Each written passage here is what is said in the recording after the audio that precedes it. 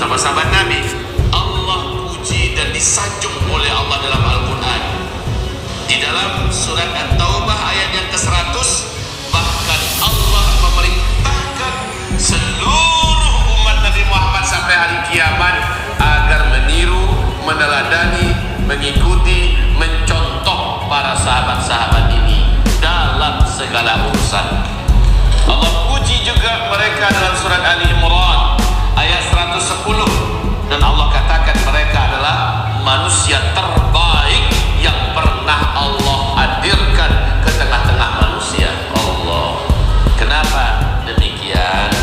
Karena mereka manusia yang paling total dalam hidupnya untuk memenangkan akhirat, Pak. Mereka pedagang, mereka politikus, mereka ahli tempur, mereka peternak, mereka petani dan sebagainya. Tetapi seluruh mereka yang nomor satu bagi mereka adalah agama Allah Subhanahu wa ta'ala. Semua dunia yang bisa mereka dapatkan dalam rangka meninggikan, menguatkan dan menjayakan agama Allah Subhanahu wa ta'ala. Ibadah mereka luar biasa, sedekah mereka luar biasa, zikir mereka luar biasa, apa saja amal soleh mereka luar biasa. Saat mereka berperang luar biasa, tidak takut sedikit pun betapa haus dan rindunya mereka dengan surga. Saat mereka berinfak tidak takut dengan kemiskinan sedikit pun, karena mereka tahu yang mereka berikan adalah untuk tabungan mereka yang sesungguhnya. Jadi kaum muslimin mereka dipuji-puji oleh Allah. Pertanyaannya adalah, ini nanti akan kita sesuaikan dengan judul kita ya. Judul kita tanda-tanda hari kiamat. Kita akan sesuaikan itu nanti. Apa hubungannya dengan sahabat? Ternyata seluruh sahabat tanpa terkecuali sangat yakin Bapak Ibu bahwa hari kiamat itu akan terjadi di masa mereka. Mereka sangat yakin. Dari mana mereka yakin? Pertama, ketika Nabi berkata, saudara-saudara, bu'ithtu ana was-sa'atu kahataini. Aku ini diutus, jarak antara aku diutus dengan kiamat terjadi cuma seperti ini kata Nabi. Lalu para sahabat menyaksikan Nabi menunjuk ke langit dengan telunjuk dan jari tengahnya. Kemudian Nabi jarangkan sedikit. Apa yang bisa dipahami oleh para sahabat? Ya Allah, dekat lagi nih, dekat lagi kiamat. Juga Nabi SAW berkata, saat beliau terbangun dari tidur, keringat dingin keluar dari pelipisnya, beliau berkata, sebentar lagi akan binasalah orang-orang Arab, sebentar lagi binasalah orang-orang Arab. Maka istri yang ada di dekat Rasulullah bertanya, kenapa ya Rasulullah? Saya mimpi bahwa tembok Ya'juj dan Ma'juj sekarang sudah berlubang sebesar ini, kata Rasulullah sallallahu alaihi wasallam. Sebentar lagi akan tumbang. Itu yang kedua. Yang ketiga, Nabi sallallahu alaihi wasallam bersabda bahwa saat aku diutus oleh Allah menjadi nabi dan rasul, malaikat Jibril menginfokan kepadaku bahwa malaikat Israfil memasukkan pangkal terompet ke dalam mulutnya, sementara kedua matanya terus menatap ke arah Arsy, menunggu aba-aba kapan terompet ini akan ditiup. Itu artinya apa? Yang bisa dipahami oleh sahabat, Pak, dekat betul ya, kan gitu, dekat betul. Dan banyak lagi ungkapan-ungkapan Nabi yang makin memantapkan keyakinan para sahabat. Tidak lama lagi, maka dengan ini Bapak Ibu, seluruh sahabat tidak mau berleha-leha dalam hidupnya, tidak mau memain-mainkan umurnya, tidak mau bersantai-santai, tidak mau melakukan hal yang mubazir waktu. Mereka berhitung, hari ini apa yang bisa saya buat, hari ini apa yang bisa saya lakukan, hari ini yang terbaik apa yang bisa saya amalkan. Masya Allah. Jadi ini semangat muncul dari adanya keyakinan bahwa hari kiamat sudah sangat dekat. Tapi ternyata mereka meninggal dunia, kiamat belum terjadi. Rugi nggak mereka karena amalannya hebat? Rugi tak mereka karena sedekahnya banyak? Rugi tak mereka karena jadi orang baik? Meninggal sahabat, para tabi'in, yaitu generasi level anak-anak para sahabat yang yakin ini pasti di masa kami ini pasti di masa kami. Lalu pun mereka mewarisi semangat ayah-ayah mereka, semangat bapak-bapak mereka untuk berlomba-lomba menjadi pemenang akhirat, Pak. Hidup tetap di dunia, kaki tetap menginjak dunia, tetap mengerjakan aktivitas dunia, tetapi semua yang didapatkan untuk akhirat. Begitu, Pak. Maka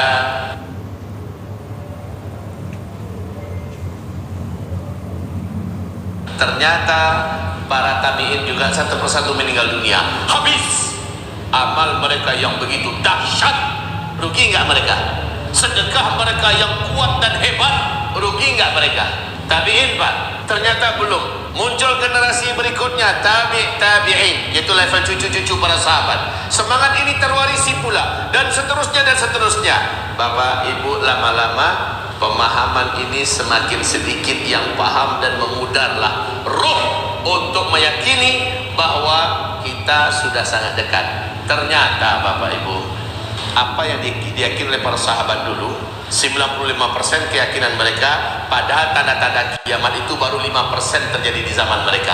Tapi keyakinan mereka sudah 95%. Di zaman kita ini Bapak Ibu, kejadian tanda-tanda akhir zaman, tanda-tanda kiamat itu sudah 95%, tapi keyakinan kita 5%. Semangat kita menyongsong akhirat lemah. Itu ada hadisnya. Nabi SAW bersabda, iqtarabatis sa'ah wa la yazdadun nasu minad dunya illa hirsa. Saat kiamat semakin dekat, selera umatku, nafsu umatku mendapatkan dunia semakin cangok, semakin hebat nafsu untuk mendapatkan dunia. Ketika kiamat semakin dekat, umatku makin berselera untuk dunia, memburu jabatan, menghalalkan segala macam cara. Wala yazdaduna minallahi illa bu'da. Di waktu yang sama hubungan mereka dengan Allah semakin tidak mesra. Makin dekat kiamat, hubungan dengan Allah semakin tidak dekat, makin jauh. Ibarat Allah yang kami muliakan, Bapak dan Ibu-ibu yang kami cintai, 95% tanda-tanda akhir zaman, tanda-tanda kiamat itu telah Allah pertontonkan kepada kita. Asal Bapak mau belajar aja, Bu, Ibu, asal kita mau dengar aja, belajar, kemudian buka mata, tinggikan antena kita. Benar nggak kita menyaksikan hari ini tanda-tanda kiamat tersebut? Saya mau tunjukkan beberapa tanda-tanda dekatnya kita dengan kiamat yang tak terbantahkan. Yang pertama, Rasulullah SAW didatangi oleh malaikat Jibril yang menjelma dalam wujud manusia yang tampan, jubahnya putih bersih, rambutnya rapi, badannya wangi. Dia datang seolah sangat akrab, kata Umar bin Khattab. Langsung kedua lututnya duduk, dia bersimpuh di depan Nabi, kedua lututnya dia adu dengan kedua lutut Nabi, kedua telapak tangannya diletakkan di atas buah paha Nabi, dan dia langsung bertanya tentang Islam. Nabi menjawab dengan rukun Islam yang 5. Setelah Nabi menjawab, dia berkata, jawaban Anda benar. Kami pun kaget, kata Umar bin Khattab. Dia yang datang, dia yang bertanya, dijawab Nabi, dia pula yang membenarkan. Siapalah orang ini? Kemudian dia bertanya lagi, apa itu iman? Nabi menjawab dengan rukun iman yang 6. Selepas menjawab, sekali lagi dia berkata, yang ini pun tepat. Kemudian dia bertanya tentang ihsan, dijawab oleh Nabi. Pertanyaannya yang keempat, mata sa'ah. Hai Muhammad, tiap sebentar kamu cerita kita di akhir zaman, kiamat sudah dekat. Mata, kapan kiamat itu terjadi? Nabi berkata, nah untuk pertanyaan yang satu ini saya tak tahu. Mungkin yang bertanya lebih tahu daripada saya. Ternyata malaikat Jibril juga tidak tahu kapan kiamat. Dan Allah turunkan ayat, kiamat hanya Allah yang tahu. Jadi kesimpulan pengajian kita, kapan kiamat tidak ada yang tahu. Yang tahu siapa? Hanya satu, Allah saja yang tahu. Sama persis kata Rasulullah, menjelang wanita akan melahirkan, setelah perutnya besar genap 9 bulan, menjelang anaknya akan lahir, terjadi 10 bukaan terlebih dahulu. Betul Bu? 10 bukaan. Nabi bukan dokter, bukan spesialis kandungan, Nabi bukan bidan, tapi kok tahu beliau bahwa menjelang wanita akan melahirkan ada 10 bukaan. Nah, kata Rasulullah, kiamat dengan lahirnya anak bayi bagi wanita yang sudah hamil besar itu mirip. Menjelang kiamat kehancuran alam semesta terjadi 10 tanda besarnya. 10 tanda besar kiamat ini, kata Rasulullah, harazatun manzumatun fi silk. Dia mirip seperti butir-butir marjan, 10 butir-butir marjan. Setiap butir marjan bolong di bawahnya tembus sampai ke atas, dapat dimasukkan tali. Butir marjan yang pertama, butir marjan yang kedua juga begitu, bolong di bawahnya tembus sampai ke atas, bisa disambungkan lagi tali yang tadi. Ke-10-nya bolong dan ditembuskan tali di tengah-tengahnya, sehingga mirip dengan butiran-butiran tasbih. Di bagian bawah tali dikasih simpul, Pak. Dikasih simpul sehingga 10 butiran itu tertahan. Kapan bisa keluar butiran ini? Yuqta'u silkun, ketika simpul itu dipotong, diputus, digunting, barulah meluncur butiran yang pertama. Ketika butiran pertama meluncur keluar, yang kedua kira-kira bagaimana? Menyusul apa tidak? Pakai lambat atau cepat? Cepat. Sep. Langsung yang kedua, sep. Yang ketiga, sep. Menyusul, Pak. Jadi nggak pakai lama. Mirip dengan wanita yang mau melahirkan 10 bukaan. Jadi ketika Nabi ditanya kapan kiamat, Nabi menggeleng, saya tak tahu. Mungkin yang bertanya lebih tahu. Malaikat Jibril juga tidak tahu. Terakhir dia bertanya, ada tidak tanda-tanda bahwa kiamat itu sudah sangat dekat? Nah, kata Nabi, kalau ini pertanyaan ente, saya spesialisnya. Pertama, antalidal amatu rabataha. Kalau sudah tiba masanya, kamu akan menyaksikan wanita-wanita biasa, rakyat-rakyat jelata dari para wanita melahirkan para raja-raja yang berkuasa. Yang kedua, wa antaral hufatal uratal alata ri'asya yatatawaluna fil bunyan. Bila engkau menyaksikan suatu masa ada orang-orang yang kere, miskin, mereka hanya penggembala ternak, saking miskinnya mereka tidak beralas kaki, nggak pakai terompa, sendal pun kagak kebeli, Pak. Saking miskinnya mereka bertelanjang dada, jangankan pakai kaos dalam, pakai kaos luar nggak kebeli itu, sehingga mereka bertelanjang dada. Ya tatawaluna fil bunyan. Tiba-tiba saja mereka menjadi kaya raya, tiba-tiba saja mereka menjadi berkuasa, dan mereka saling berlomba-lomba serta berbangga-bangga membangun gedung-gedung yang tinggi-tinggi. Tersirat dalam pesan hadis Nabi ini, jika zaman itu sudah kalian dapatkan, jika zaman itu sudah kalian temukan, maka jarak masa antara kalian dengan kiamat sudah sangat-sangat dekat. Begitu, Pak. Hadis ini sahih Imam Muslim. Di hadis riwayat Imam Ahmad, Abdullah ibnu Abbas bertanya kepada Rasulullah, ya Rasul, siapakah yang engkau maksud?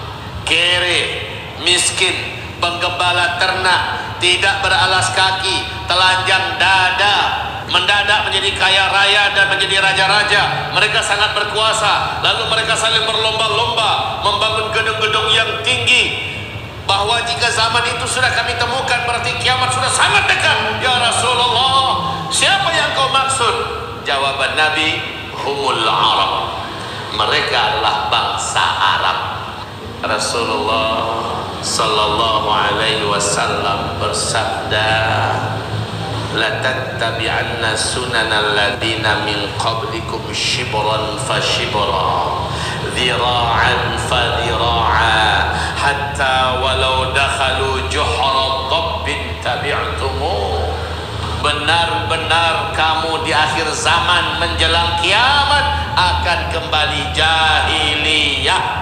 Kamu benar-benar akan meniru orang-orang sebelum kamu. Yang dimaksud adalah Yahudi dan Nasrani. Sampai-sampai mereka melakukan hal yang paling tak masuk otak, kamu tetap meniru dan mengikuti mereka. Mari kita lihat hari ini bagaimana keadaan Arab hari ini, Pak. Keadaan Arab hari ini bagaimana? Jangan Arab Saudi dulu ya. Arab Saudi selama ini terkenal sebagai benteng terakhir umat Islam sedunia, menyaksikan syariat Islam masih sangat dimuliakan dan terus dipakai di Arab Saudi, sementara di negeri Arab yang lain sudah rontok. Betul tidak?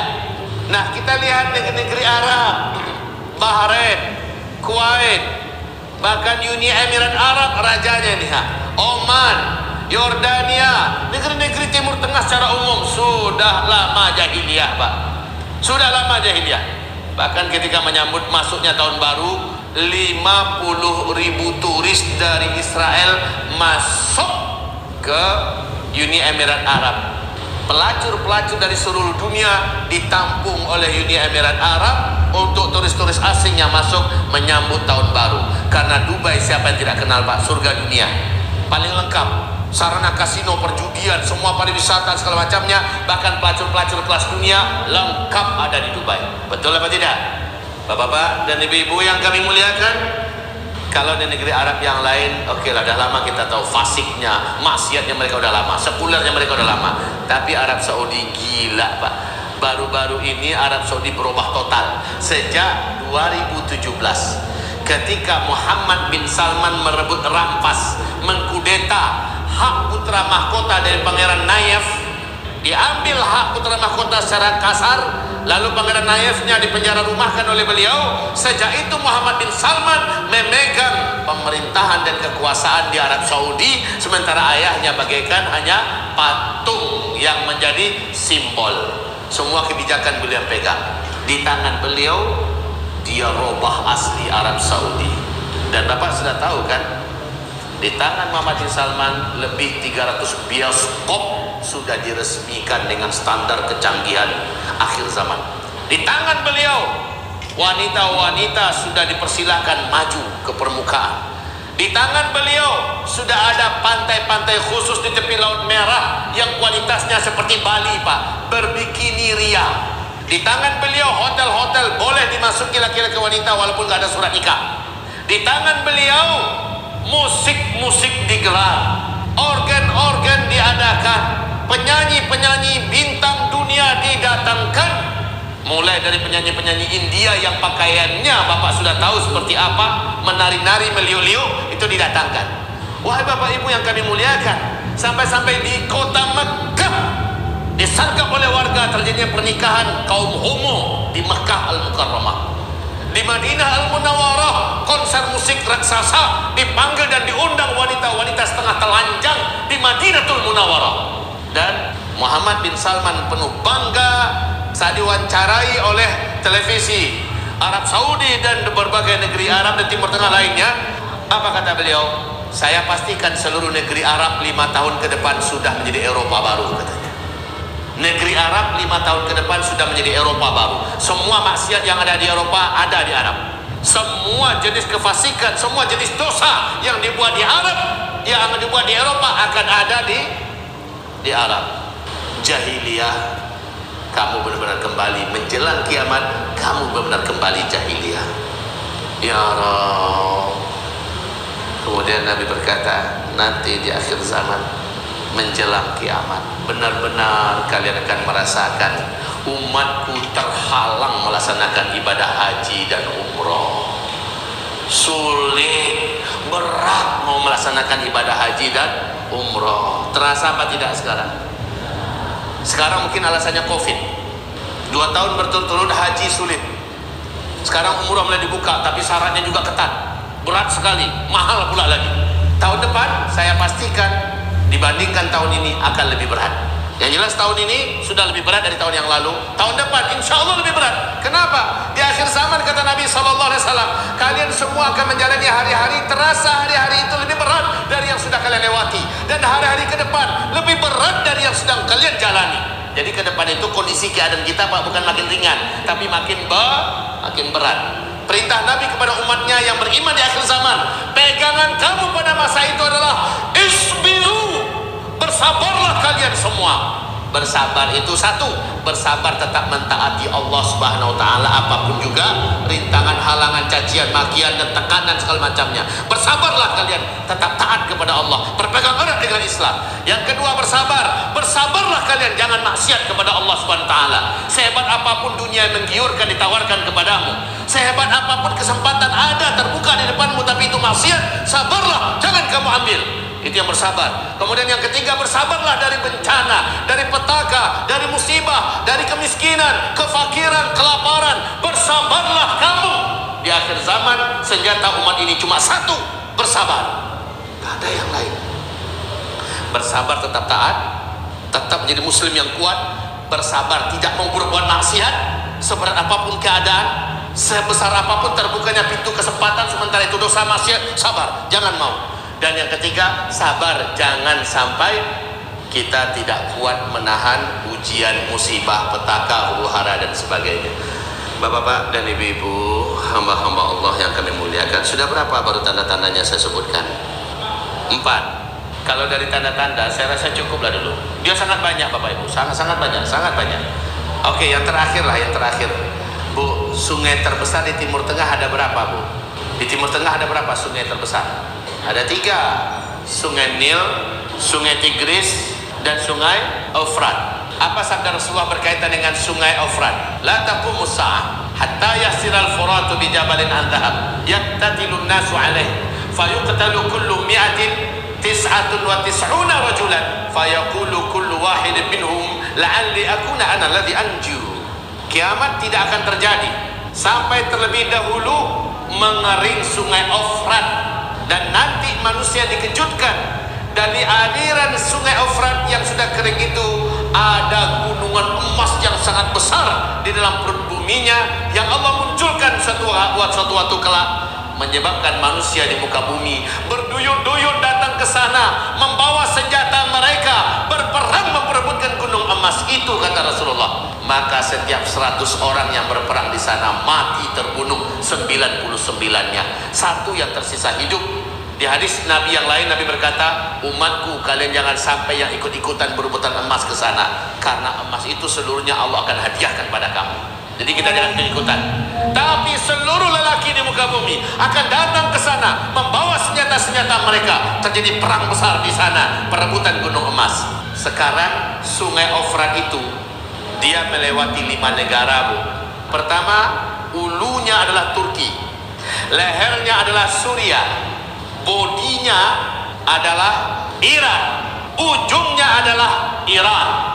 Bapak Ibu tahu, di majalah New York Times di bulan Februari tahun 2012, NASA Amerika Serikat mengumumkan di majalah New York Times bahwa para pakar dan ahli kami telah meneliti ada perubahan yang sangat besar di Sungai Eufrat Irak. Air sungai mereka saat ini sudah menyusut 60%. Itu 2012, Pak.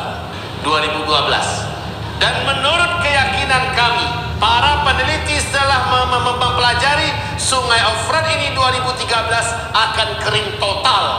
Ternyata benar, 2013 bulan Maret sampai hari ini Sungai Eufrat kering total, Pak, sekering-keringnya.